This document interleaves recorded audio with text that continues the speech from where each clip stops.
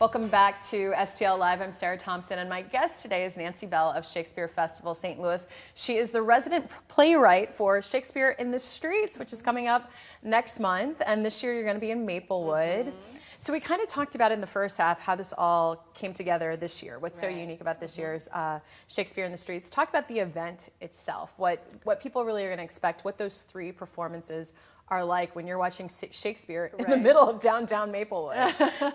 Well, it's outside, and so that means be prepared for weather. We try to make the play go if we can, if it doesn't rain. You know, if we at all can, the play will go on.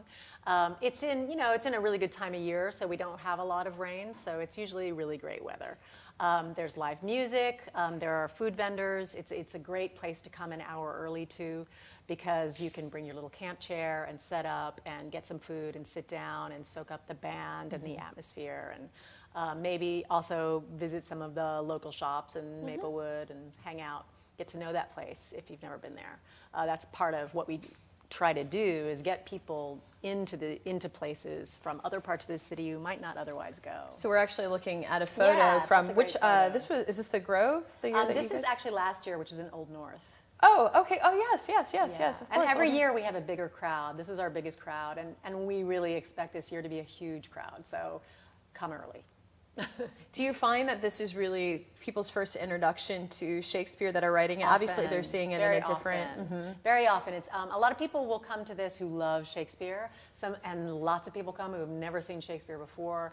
I really try to make it a play that anybody can understand and don't have to look up any words or anything like that. Children can enjoy it. It's absolutely fun for the whole family and appropriate for the whole family. Is there a formula, like when we're looking at this photo, is there a formula of pairing together certain characters who are the amateur actors with professional actors, or is it just how, when you're sort of casting, I guess, and you know you obviously have the play in mind, I mean, how are you pairing the amateur actors with professional actors who this might be their 50th time doing this Shakespeare? Well, I mean, the magic of the whole project is that you have these professional actors who really know what they're doing, and then people who've never done it before, and so each of those people have their own strengths. People who have never performed before bring this incredible openness, freshness, and excitement to their performance.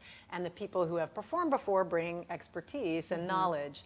So we do try to pair them as much as we can. You know, we try to have, in every scene, we have sort of a professional theater, a professional performer who can be a rock, and have maybe an amateur performer performing with them, because they improve each other.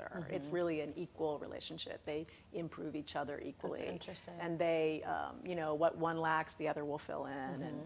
And we also really have found that it is incredible how good people who have never acted before can be. Oh, sure. I mean, it is incredible. Yeah. The performances that we see from people who have not only never acted before, some of whom never wanted to, and we had to convince to do it. I mean, last year we had a police officer who was like the beat cop in that neighborhood, playing himself in his uniform on stage.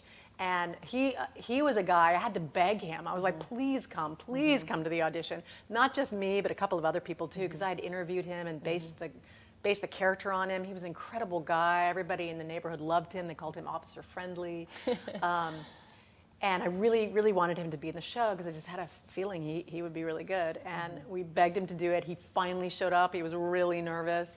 He gave an amazing audition, and he ended up just being an incredible performer. And that happens all the time. Right, undiscovered talents, and also I think, just as you pointed out, sort of bringing people together. The arts brings people from all backgrounds, all professions together in that shared moment. It should. It absolutely should and can. And this is a great example of that. Yeah, absolutely. Well, you should check it out at Shakespeare in the Streets. It's taking place next month, September 16th through the 18th. It's 3 nights, so that's 3 nights you can go to. It's in the evening, as Nancy mentioned, 8 o'clock roughly. You have to double check on the website. It's fstl.com for more information. And again, this year it's going to be taking place off Sutton Boulevard, right there in downtown historic Maplewood, and should check it out. Whether you're a big Shakespeare fan or not, just want to get into it, see the community coming together. So thank you so much for being here. Thank you. And good luck. Good luck come September. Thank you. I'll take it. All right. Well, there's more STL Live right after this. Please stay with us.